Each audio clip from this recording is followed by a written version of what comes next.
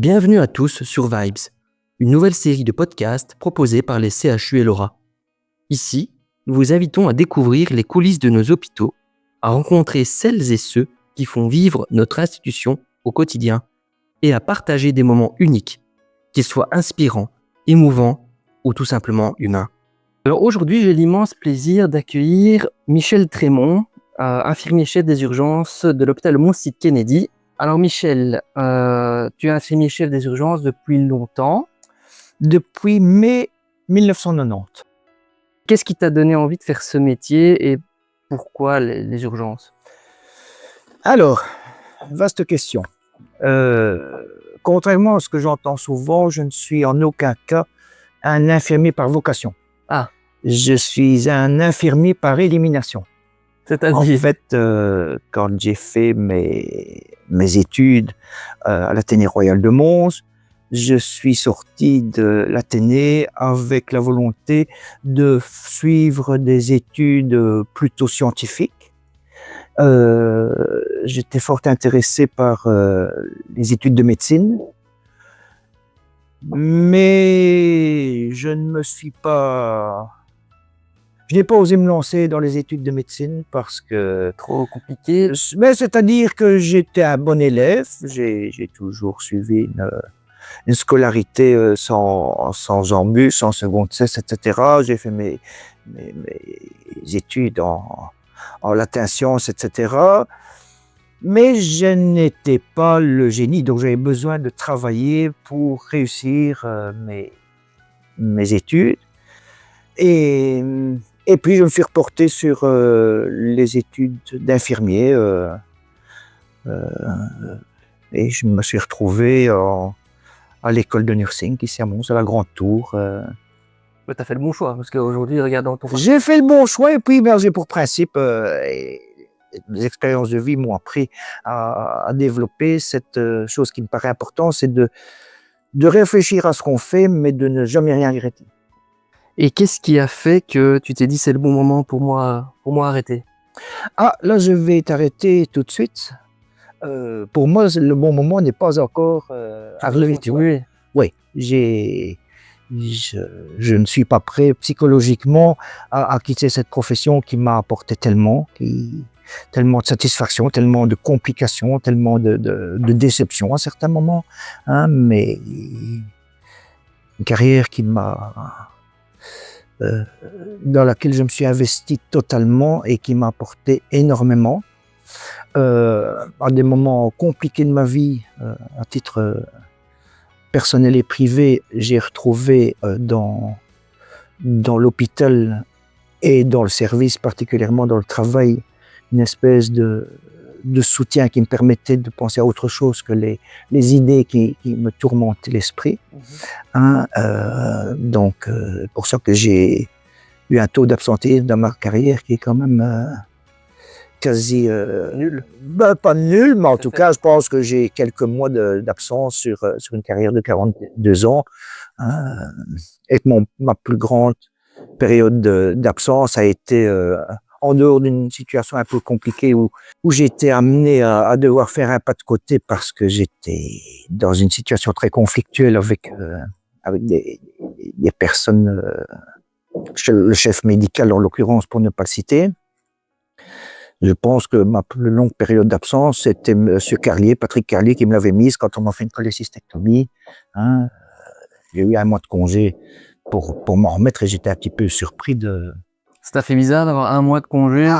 Oui, parce que c'était probablement en dehors de ces 3 mois où j'ai dû faire un pas de côté contraint et forcé, c'est la plus longue période où j'ai été absent de l'hôpital et inactif. Parce que, mis à part les 3 semaines de congé annuel que j'accordais à toute l'équipe et à moi forcément, je n'ai jamais passé plus de 3 semaines de congé à la maison. Et est-ce que tu as quand même réfléchi un peu à ton quotidien lorsque tu seras en retraite? Mais Premier jour. j'y réfléchis sans y réfléchir, je te dis, parce que très inconsciemment, je fais une espèce de déni par rapport à la retraite qui se profile et qui se profile maintenant de manière imminente, puisque dans dans près de 3 semaines maintenant, je partirai puisque je vais faire mon dernier jour le 27 mars. Euh, il y a un événement dans ma vie qui va probablement illuminer ma retraite, c'est l'arrivée de mon petit-fils qui a transformé ma vie. On m'avait toujours dit, pourtant j'ai eu 3 merveilleuses filles avec qui je me suis et avec lesquelles je m'entends excessivement bien, etc. Et on m'avait dit, un petit-fils ou une petite fille, c'est encore autre chose. Et effectivement, je suis émerveillé par rapport à la complicité qui est en train de s'installer entre ce petit bout de chou et moi. Donc, Papy gâteau? papy gâteau, papy, peut-être pas gâteau, parce que j'ai essayé de lui enseigner quand même certaines règles, hein, mais papy émerveillé. Quand tu repenses à toutes ces années aux urgences, quel est le souvenir qui te marque le plus? Ouf, il y en a beaucoup, mais il y a j'y ai pensé parce que sachant qu'on allait se rencontrer aujourd'hui, j'ai fait un petit peu un flashback de ces 42 ans de service. Dans les bons souvenirs, en tout cas dans les plus émouvants, il y en a 2 qui me sont revenus à l'esprit. En commençant à vider un petit peu mes affaires, la semaine dernière ou il y a 15 jours, je ne sais pas, je suis retombé sur une lettre, une carte exactement, d'une dame que j'ai ici d'ailleurs, hein, et c'était une dame, on était encore dans l'ancien service, et on avait reçu son fils qui s'était défenestré, qui s'était suicidé. Et il était arrivé en mort cérébrale à la garde, mais on a maintenu les fonctions vitales. Hein, c'était un jeune homme d'une vingtaine d'années, etc.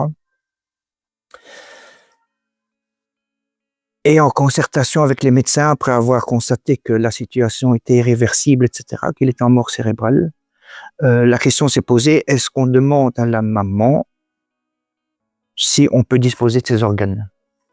Donc, le médecin qui était présent en ce moment-là, hein, souhaitait qu'on y aille à 2, etc. Donc, on est allé à 2 voir cette pauvre mère qui venait de perdre son gosse dans des circonstances dramatiques. Et on lui a posé la question avec le tact nécessaire, mais extrêmement compliqué.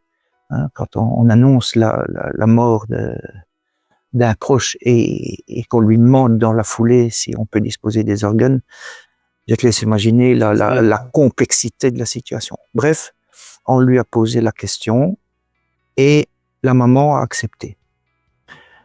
Ben, le médecin est reparti pour organiser l'appel de l'équipe d'Erasme, si je ne m'abuse, je ne sais plus, qui devait à ce moment-là venir faire le prélèvement d'organes ici à l'hôpital, etc. Et moi, je suis resté avec cette pauvre femme qui était seule dans le local où on l'avait installée, etc. Et on a discuté. On a discuté pendant un certain temps. Je suis incapable de dire, d'ailleurs, je n'ai pas regardé. Je me souviens plus de la durée, mais enfin, on a discuté de manière excessivement humaine, etc. Et c'est un drame qui s'est passé en fin d'année. Et à l'occasion des fêtes de fin d'année, j'ai reçu une carte que j'ai ici. Et cette dame m'envoie un courrier en me signalant sur la carte postale, je vous remercie pour les marques de sympathie que vous avez témoignées lors par un mot, une visite des fleurs, etc. Et alors elle m'écrit manuscritement, votre présence lors du décès de notre fils de 29 ans nous a été d'un grand soutien. Et ça, c'est quelque chose qui m'a profondément touché. En début de carrière? C'est arrivé peu de temps après qu'un drame personnel me soit arrivé, puisque mon frère s'est suicidé, pardon. Ouais. Peu de temps avant cette situation. Donc, je pouvais imaginer la perte que cette dame a... le désarroi que cette dame pouvait ressentir. Et encore, j'ai perdu un frère, elle perdait un enfant, c'est encore difficile. C'est encore différent. mais on s'est compris. Et on a passé un moment véritablement d'échange et de soutien respectif. Enfin, c'est quelque chose qui m'est revenu et que je garde comme un souvenir excessivement précieux dans ma carrière. Et une autre situation, j'avais accueilli dans le service une dame qui avait été agressée par son conjoint, son mari, je ne sais plus, hein, qui avait reçu un poêlon d'eau chaude, d'eau bouillante, hein, sur le cuir chevelu. Et cette dame était complètement perdue par rapport à la vie qu'elle vivait. C'était une mère de famille qui vivait avec un monstre qui lui faisait vivre un enfer. Je me suis occupé de cette dame au niveau des soins, etc. Et la situation était tellement dramatique que j'en suis venu à lui poser en lui disant bien que je ne voulais pas m'immiscer dans une vie privée si elle n'avait pas envie d'en parler, mais d'échanger avec elle pour essayer de comprendre et essayer de la